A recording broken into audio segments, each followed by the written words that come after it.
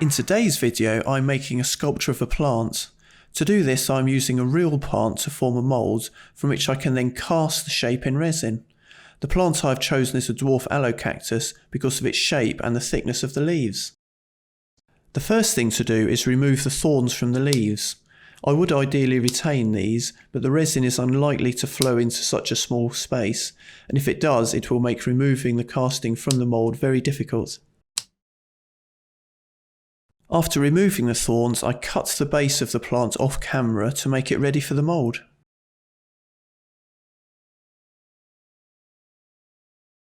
I use a bent piece of wire with a point on to hold the plant in place.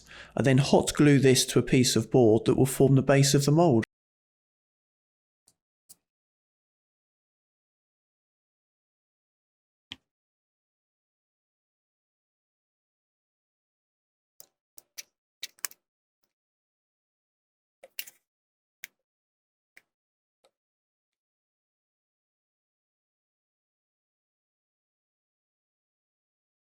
The main body of the mould is a plant pot with the base removed. This is then glued to the baseboard. I did originally make a square mould for the plant, but the volume of this mould was far larger than the plant pot option, and the silicone I use is very expensive, so wanted to reduce the amount needed.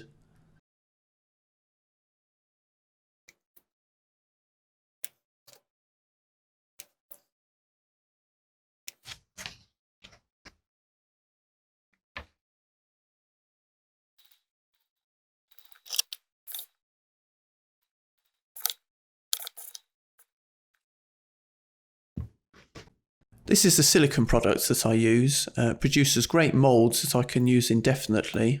It's a two-part product that I mix off camera. It does need to be vacuum degassed to remove most of the bubbles if you want a good result.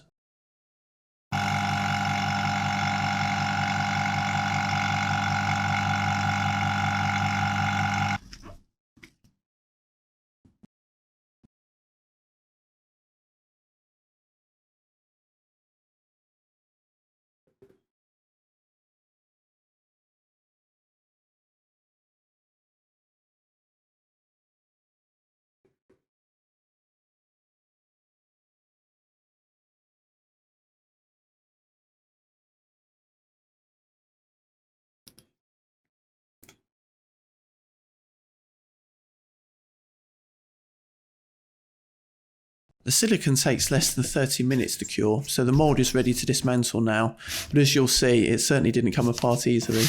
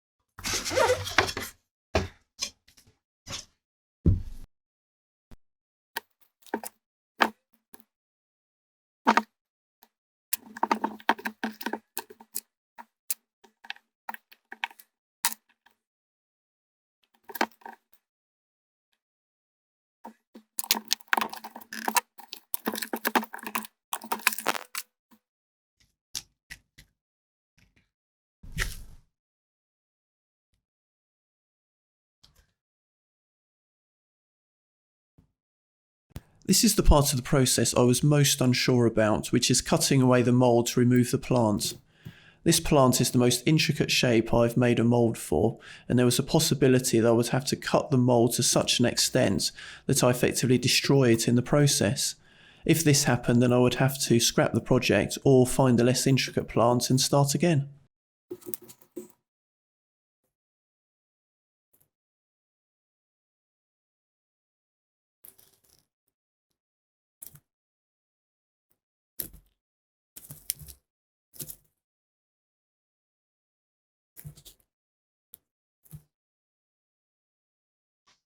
I cut most of the mould off camera, and here is a point roughly halfway through.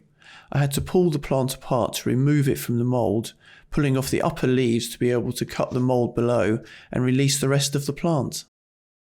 So here's the mould with the plant removed, and as you can see I had to cut it apart considerably. To help make sure it will go back together again, I make wavy cuts to help the pieces slot together and hopefully align.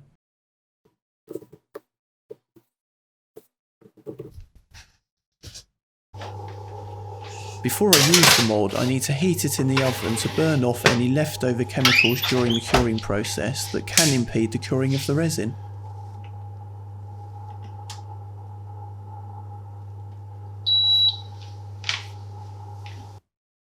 So now I assemble the mould and prepare it for a test pour, which will let us see how the mould performs.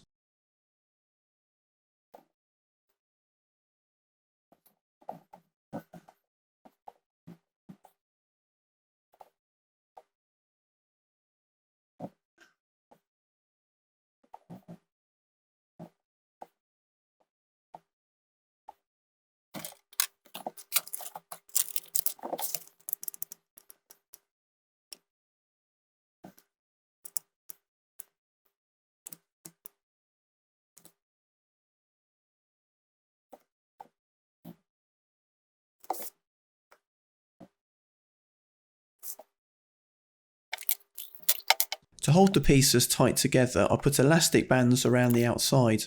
I also place a weight on the top to compress the pieces, which you'll see shortly.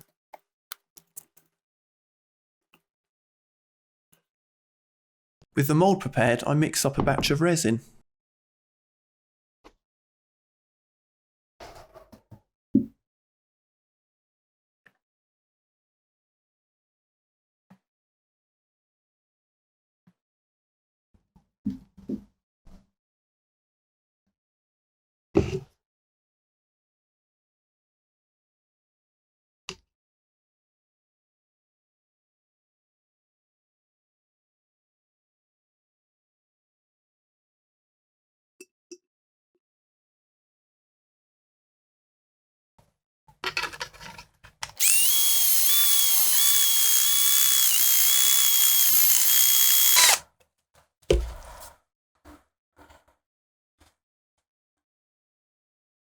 I degas the resin before pouring it into the mould, as the bubbles won't have anywhere to escape.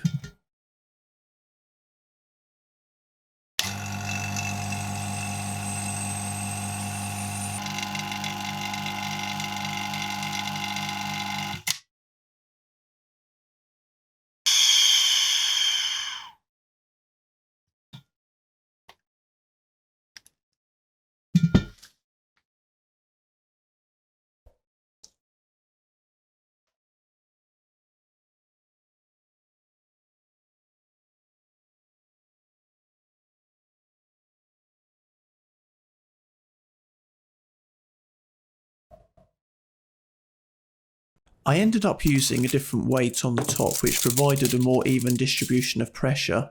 It's little reasons like this that I carry out a test pour.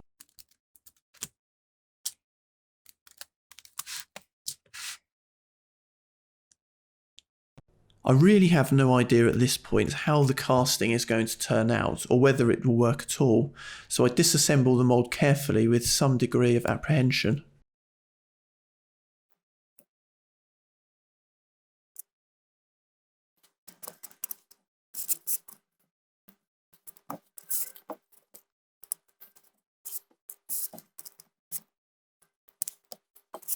You can see that some of the pieces taper down and become very thin at the centre of the plant, making it hard to pull these pieces free. Because of the risk of tearing these thin portions of the mould, I'll have to trim them down off camera later on before pouring the final shape.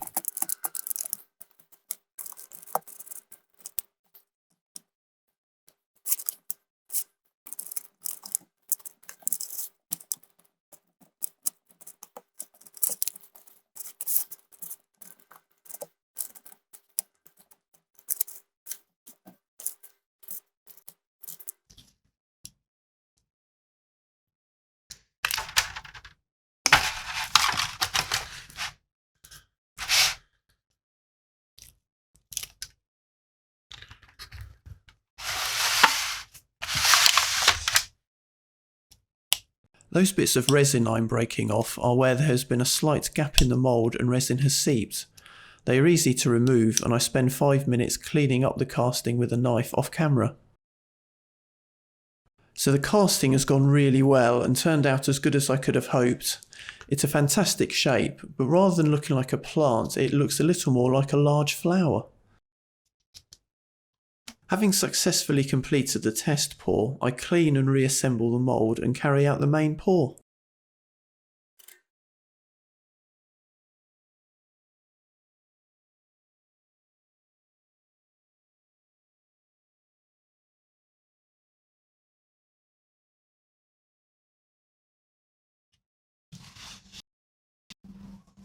Because of what I need to do with the plant casting further on in the process, I need a means of holding it without touching it, and so I've tapered down a short length of wire that I set in the base of the casting that I'll use to hold onto it later.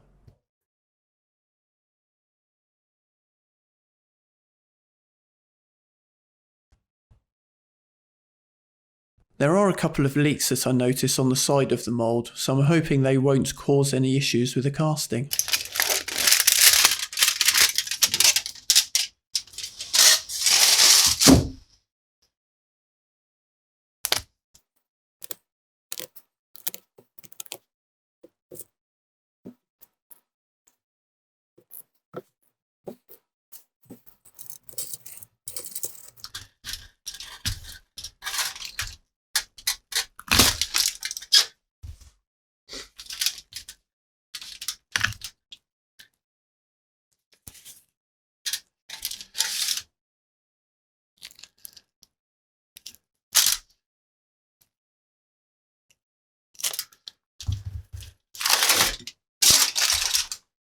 This second casting has also turned out really well. So my plan for the casting is to coat it in sand, and to do this I first need to coat it in resin on which the sand will bond. As you can see, it's quite a messy process.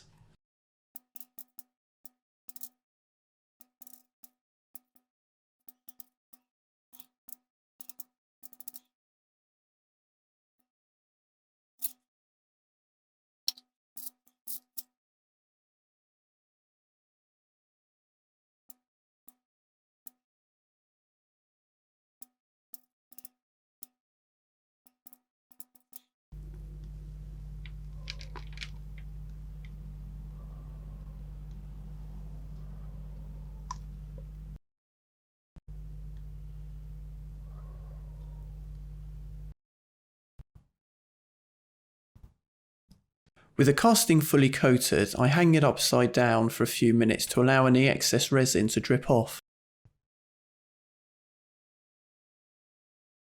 Here's the sand I'm using, which was brought back from the Bahamas by friends many years ago. I'm now sprinkling sand over the casting, covering it as well as I can. There does end up being a few gaps in the sand that I coat after the first layer of sand has hardened.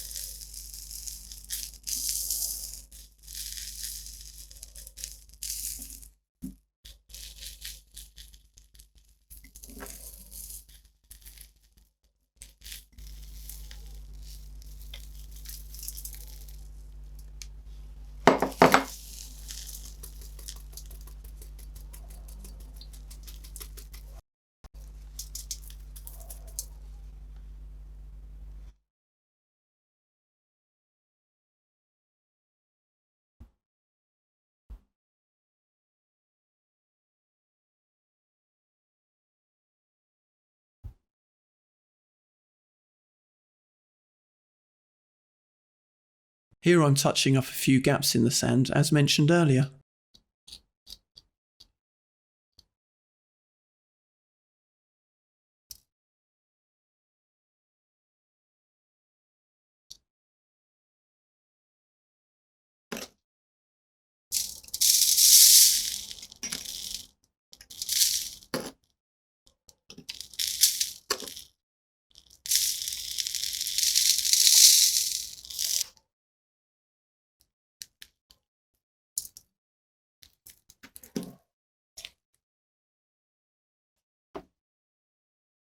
After the sand touch-up has hardened, I coat the whole casting in resin. I do this because if I didn't, some of the sand would come away when I pour the main bulk of the resin, and it would float around and just look a mess.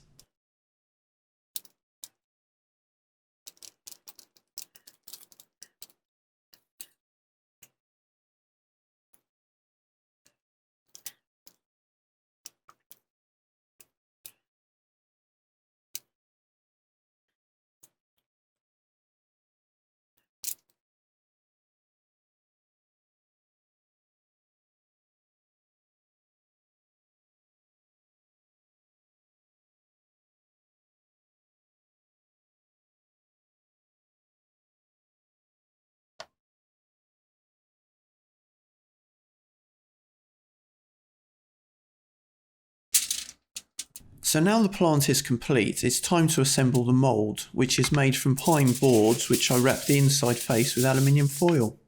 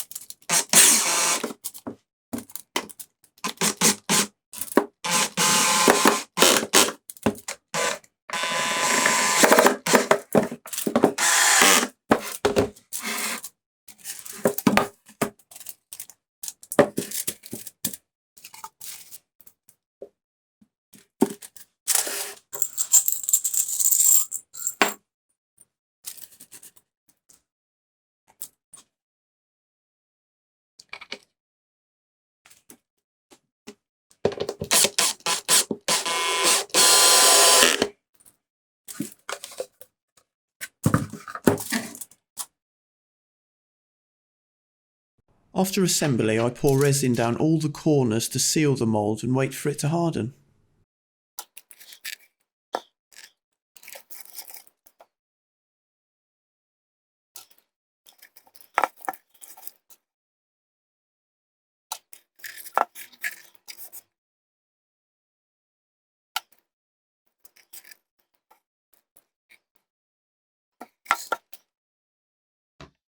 So with the mould ready, I can remove the wire from the base of the plant.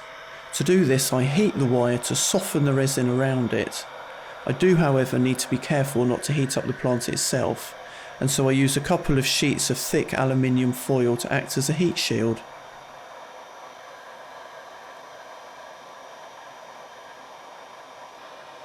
It doesn't take long to heat up the wire, which I've bent slightly to add a bit of leverage when I twist it.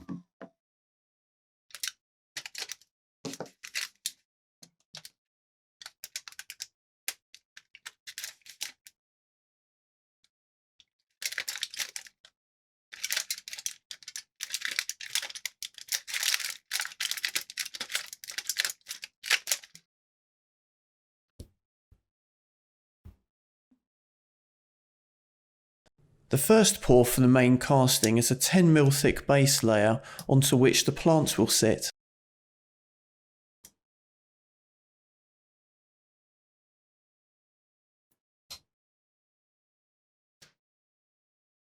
On top of the base layer will be a sprinkle of these silica granules, and to bond them to the base layer I pour a thin layer of resin which I swill around to coat the base fully.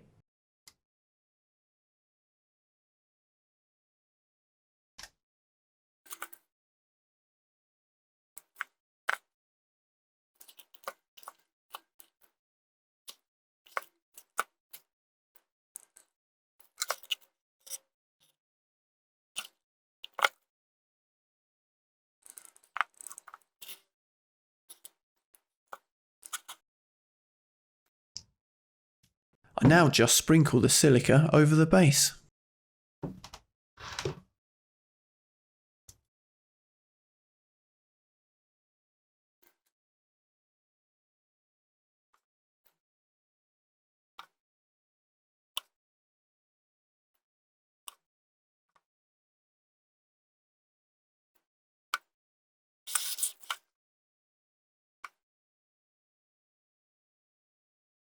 To give the base of the plant some purchase when it is placed on the base layer, I mix a small amount of silica with resin and place a small pile of it at the centre of the mould. This helps keep the plant in place and ensures it will form a good bond with the base.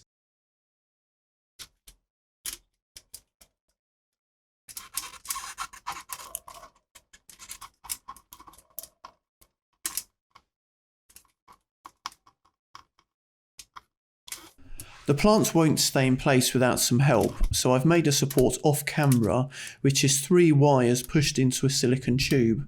The silicone tube sits over one of the central leaves and the wires are taped to the side of the mould.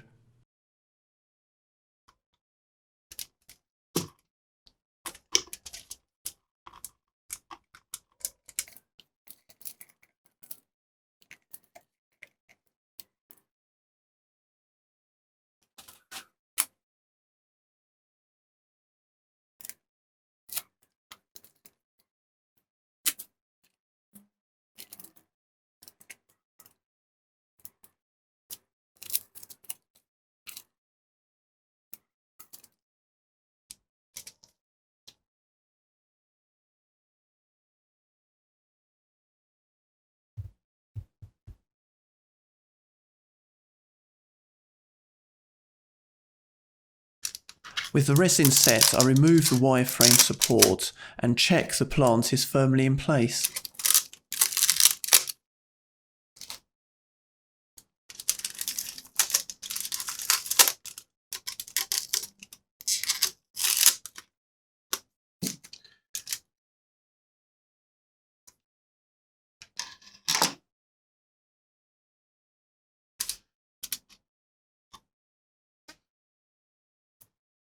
It's now time for the final main casting, which is a 3.3 litre pour, and as you'll see I needed to mix a number of batches of resin to fill the mould.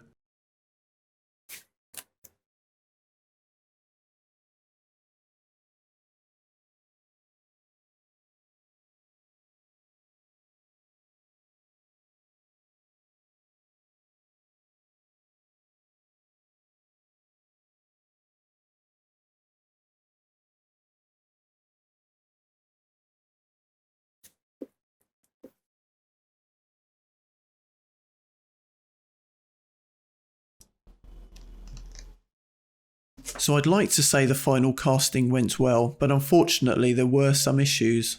Resin can be a temperamental material to work with, and small differences in the external environment can cause a casting to fail or succeed. In this instance, fractures occurred local to 4 of the leaves, which originated from the point of the leaf and emanated out to the edge of the resin. This will be due to localised stresses generated from shrinkage during curing, which can easily happen when pouring a large amount of resin in one go. I decided to dismantle the mould so I could get a better look and see if there was anything I could do to fill the cracks.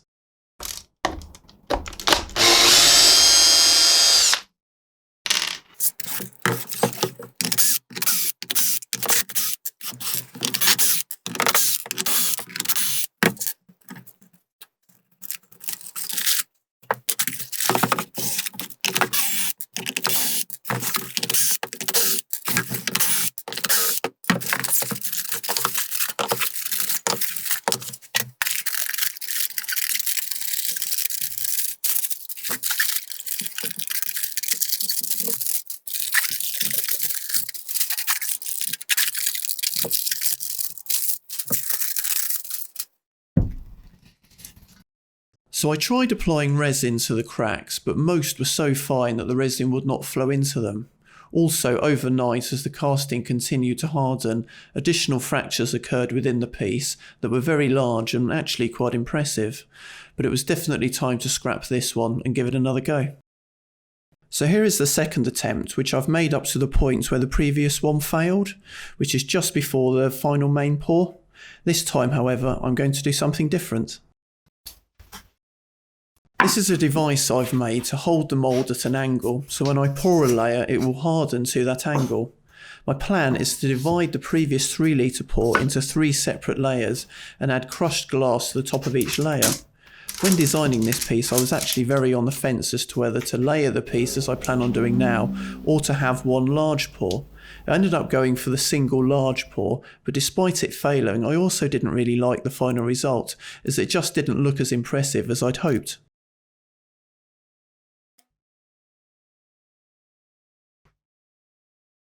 Having poured the first of 3 angled layers, I wait for it to harden and then pour a thin layer of resin to bond the crushed glass to.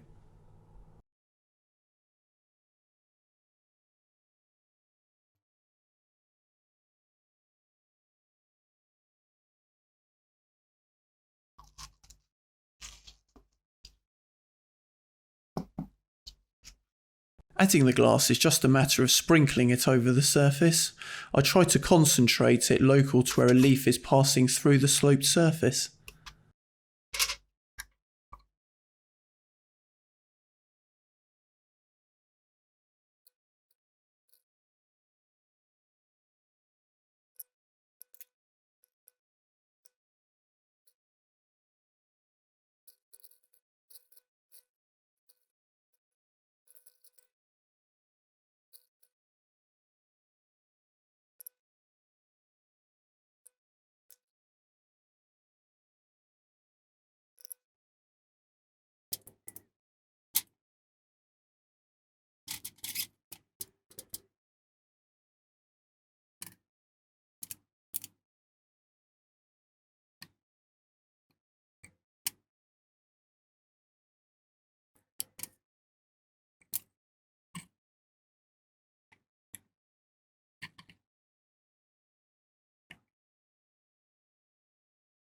I carry out the same process again, turning the mould around to change the slope of the next layer.